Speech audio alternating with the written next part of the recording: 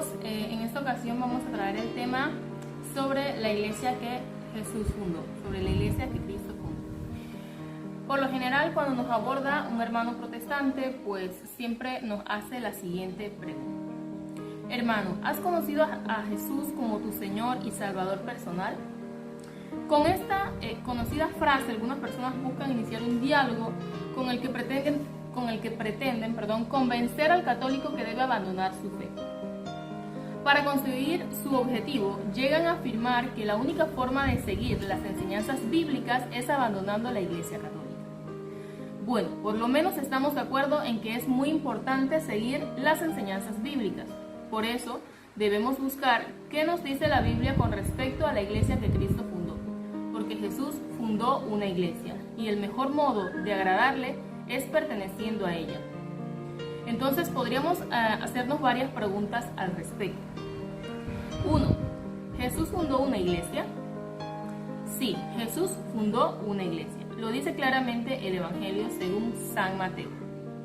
Nos vamos a la Biblia en el capítulo 16 de Mateo, versículo 18, que nos dice: Tú eres Pedro, y sobre esta piedra edificaré mi iglesia. Pregunta 2. ¿Cuántas iglesias fundó Cristo? Importante. Jesús fundó una sola iglesia, aunque hoy día aparecen innumerables grupos que reclaman ser la verdadera iglesia de Cristo. Tú eres Pedro, y sobre esta piedra edificaré mi iglesia. Lo vemos en Mateo capítulo 16. Sin lugar a dudas, Jesús dice mi iglesia, no dice mis iglesias. Pregunta número 3. ¿En dónde encontramos en la Biblia un pasaje que hable de la fundación de la iglesia? ¿En dónde? Nos vamos al Evangelio de Mateo en el capítulo 16, versículos del 17 al 19. Vamos a ver qué nos dice. Replicando, Jesús le dijo: Bienaventurado eres Simón, hijo de Jonás, porque no te ha revelado esto la carne ni la sangre, sino mi Padre que está en los cielos. Y yo a mi vez te digo que tú eres Pedro, y sobre esta piedra edificaré mi iglesia, y las puertas del Hades no prevalecerán contra ella. A ti te daré las llaves del reino de los cielos, y lo que ates en la tierra quedará atado en los cielos, y lo que desates en la tierra quedará desatado en los cielos. ¿Cuál es esa iglesia que el Evangelio nos narra que Cristo fundó sobre San Pedro? ¿Cuál es esa iglesia que Jesús funda sobre San Pedro? Porque sí fundó una iglesia, aunque hoy día, pues los hermanos protestantes digan que no, que la iglesia es una iglesia espiritual, una iglesia que no es de real, palpable.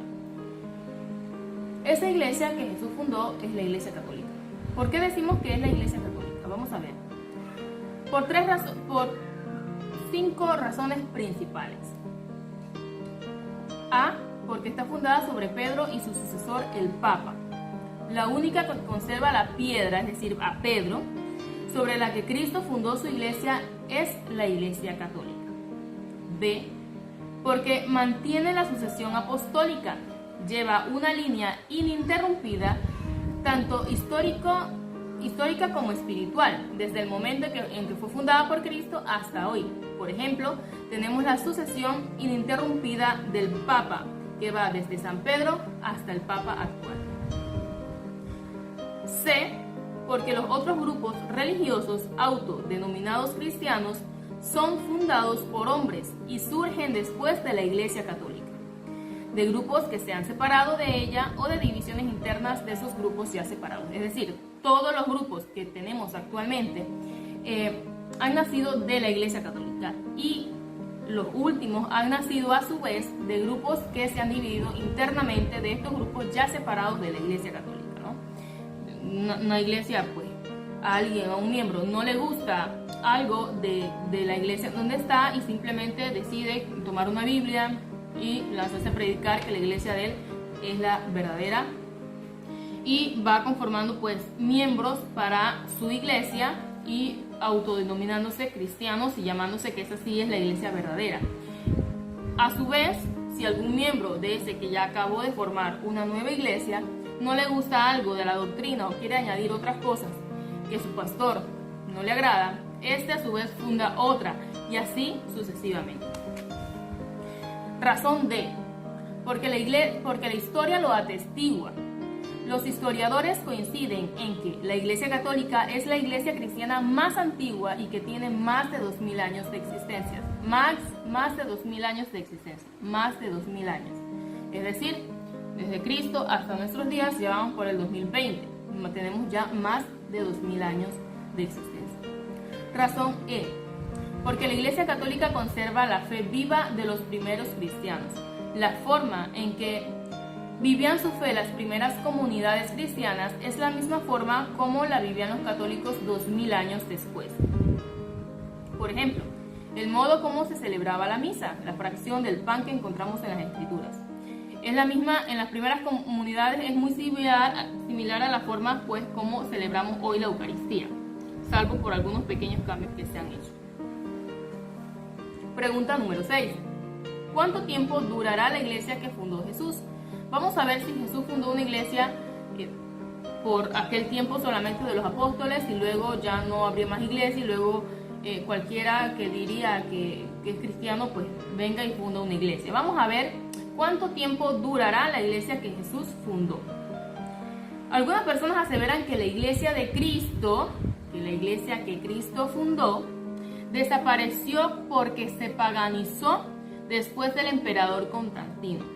Esto lo lleva a afirmar que la Iglesia Católica no es la verdadera Iglesia de Cristo porque corrompió su doctrina y la mezcló con costumbres paganas.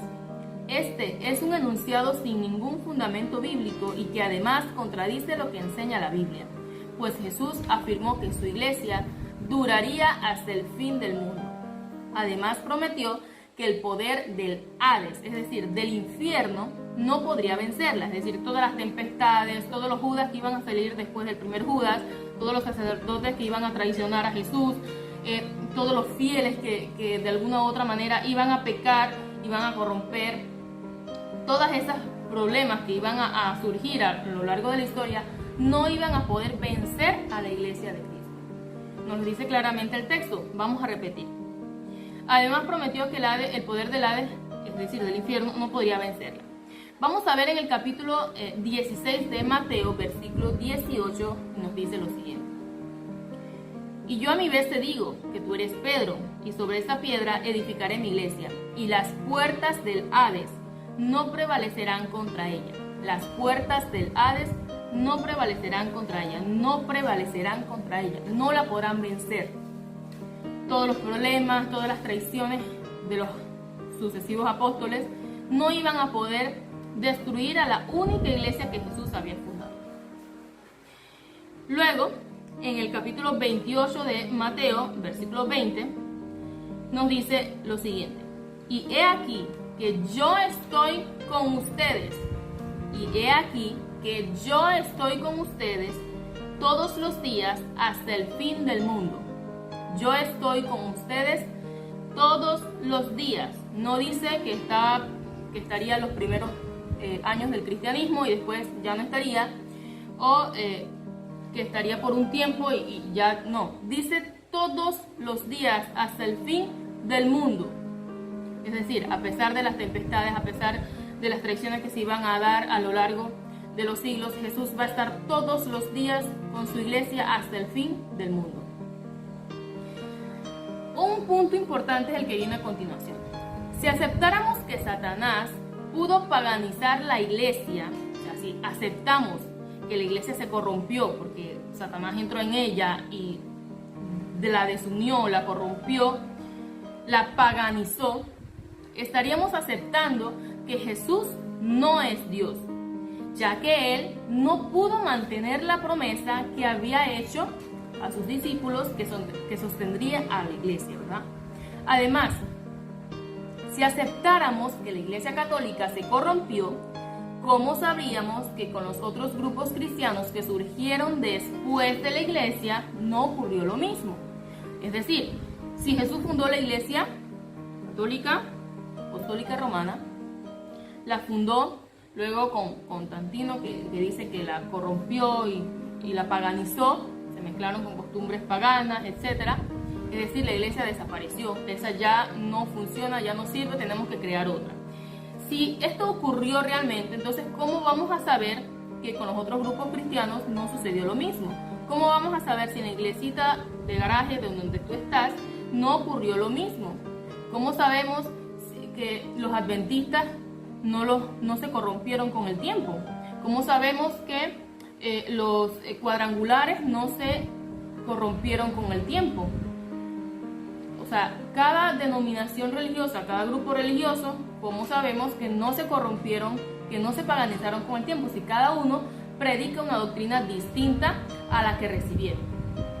Salieron de la iglesia, luego estos formaron otra, estos formaron otras y cada uno predica una doctrina distinta. ¿Cómo sabemos que ellos no se corrompieron? Es decir, repito, si aceptamos que la Iglesia Católica se corrompió con el emperador Constantino, ¿cómo sabemos que a los otros grupos no les pasó lo mismo? Ahora bien, para que esto no ocurriera, Jesús fundó una iglesia y le prometió que duraría para siempre y le dio garantías de que custodiaría su doctrina al prometerle que lo que enseñara en la tierra será avalado, es decir, confirmado por el cielo, cuando le dijo a Pedro lo siguiente. Nos vamos a la Biblia porque todo esto es basado en textos bíblicos y en la doctrina de la iglesia está basada en la Biblia, no está basada en ideas raras o que surgieron después de la Reforma, no, está basada en las Sagradas Escrituras. Nos vamos al capítulo 16 de Mateo, versículo 19. Y a ti te daré las llaves del reino de los cielos, y lo que ates en la tierra quedará atado en los cielos, y lo que desates en la tierra quedará desatado en los cielos. Repito, para que esto no ocurriera, Jesús fundó una iglesia y le prometió que duraría para siempre. Le prometió que duraría para siempre y le dio garantías de que custodiaría su doctrina al prometerle que lo que enseñara en la tierra, es decir, lo que atara en la tierra, quedaría atado en el cielo y lo que desatara en la tierra, quedaría desatado en el cielo. Siguiente pregunta. ¿Jesús dio autoridad a alguien más para que fundaran iglesias en su nombre? Es decir, cualquier apóstoles vengan y funden otras iglesias con doctrinas distintas. Vamos a ver. No, Jesús no autorizó a nadie a fundar otras iglesias.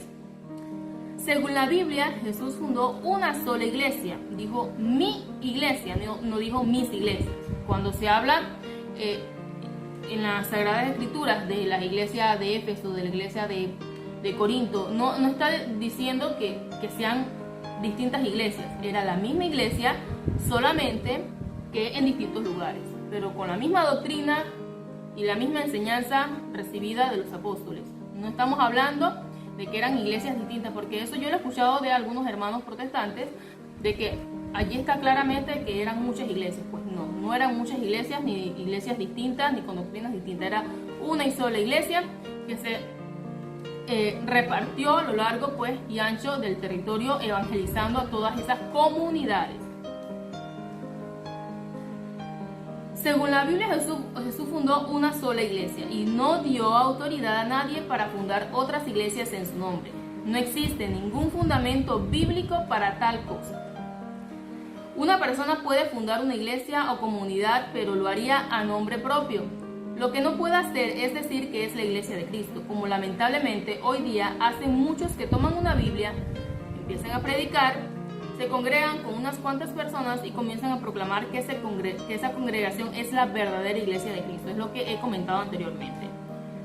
Hoy tomé la Biblia y digo que es la iglesia de Cristo y le pongo como nombre a mi iglesia, la iglesia de Jesucristo, porque es la iglesia. No es la iglesia de Cristo porque yo le pongo el nombre de que es la iglesia de Cristo. Es porque ha habido un sustento y una sucesión apostólica a lo largo de los siglos. ¿Por qué se dan las divisiones en la iglesia de Cristo? Vamos a ver, ¿por qué se dan divisiones en la iglesia de Cristo? Porque como nos dice el Catecismo de la Iglesia Católica en el artículo 817, donde hay pecados, allí hay desunión, cismas, herejías, discusiones. Pero donde hay virtud, allí hay unión, de donde resultaba que todos los creyentes tenían un solo corazón y una sola alma. ¿Cuándo se iniciaron las divisiones en la iglesia? Importante conocer esto y darnos cuenta que las divisiones en la iglesia surgieron desde el principio, desde el inicio, y no surgieron a partir de la Reforma Protestante. La Reforma Protestante se dio en el año 1500, pero al inicio del cristianismo también hubo divisiones, solamente que esas no se cuentan tan a menudo. Vamos a ver qué nos dice las Sagradas Escrituras. San Pablo le dice a los romanos, en la carta a los romanos, capítulo 16, versículos 17, les dice lo siguiente: les ruego, hermanos, que se guarden de los que suscitan divisiones y escándalos contra la doctrina. No estamos hablando de escándalos en su forma de actuar, de que me peleé con mi hermano una herencia, de que me peleé con un vecino el terreno donde estaba sembrando. No estamos hablando de divisiones acá humanas. Lo dice claramente el texto, y el que quiera creer otra cosa, ese es su problema. Pero el texto nos dice clarito: les ruego, hermanos, que se guarden de los que suscitan divisiones y escándalos contra la doctrina que han aprendido. Contra la doctrina que han aprendido. Apártense de ellos. Apártense de ellos. Lo dice claramente el texto. ¿Jesús quiere divisiones en la iglesia? No, por supuesto que no. Él quiere que todos sean uno. Por eso, el que fomenta divisiones dentro de la iglesia no está sirviendo a Cristo. Vamos a ver qué nos dice la carta de Juan, capítulo 17, versículo 21. Para que todos sean uno, como tú, Padre, en mí y yo en ti, que ellos también sean uno en nosotros, para que el mundo crea que tú me has enviado. Pues del mismo modo que el cuerpo es uno, aunque tiene muchos miembros, y todos los miembros del cuerpo, no obstante su pluralidad, no forman más que un solo cuerpo, así también Cristo. Porque en un solo espíritu hemos sido todos bautizados, para no formar más que un cuerpo, judíos, griegos, esclavos y libres, y todos hemos bebido en un solo espíritu. Y todos hemos bebido en un solo espíritu. Nos dice 1 Corintios 12:12. Ok. La unidad es una característica de la Iglesia de Cristo porque es signo visible de credibilidad. ¿Cómo vamos a saber que es la Iglesia de Cristo si voy a los cuadrangulares y me dicen otra cosa? Si voy a los anabaptistas me dicen otra cosa. Si voy a los del séptimo día me predican otra cosa. Si voy a los adventistas me predican otra cosa. ¿Cómo yo sé cuál es la Iglesia de Cristo? Si hay tanta diversidad en el protestantismo, ¿cuál yo sé que es la Iglesia de Cristo? Quitando que no hubiera la Iglesia católica, pues ¿cómo yo sé cuál es la Iglesia de Cristo si ninguna predica la misma doctrina? Cada una predica distinto. La unidad es una característica de la Iglesia de Cristo porque es signo visible de credibilidad. Para que el mundo crea, es necesario que la Iglesia de Cristo sea una. Eso significa que esa unidad tiene que ser visible para todos y que se dé en todos los aspectos. 1. Unidad en la autoridad. Que haya, como dice la Escritura, un solo rebaño bajo un solo pastor. 2. Unidad en la doctrina, es decir, en la fe. Porque no puede haber verdadera unidad si cada uno cree lo que le parece. No hay unidad si uno me predica una cosa y el otro me predica otra cosa. ¿Dónde está la unidad? 1, dijimos que es la unidad en la autoridad. Un solo rebaño bajo un solo pastor. Y 2, la unidad en la doctrina.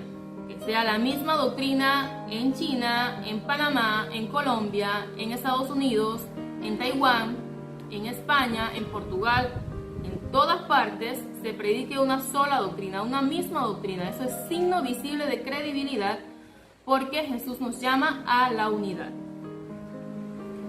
Unidad también en el culto, porque tenemos que ser unánimes en la oración como un solo cuerpo que somos. Es decir, si todos somos parte del cuerpo de Cristo, somos miembros del cuerpo de Cristo,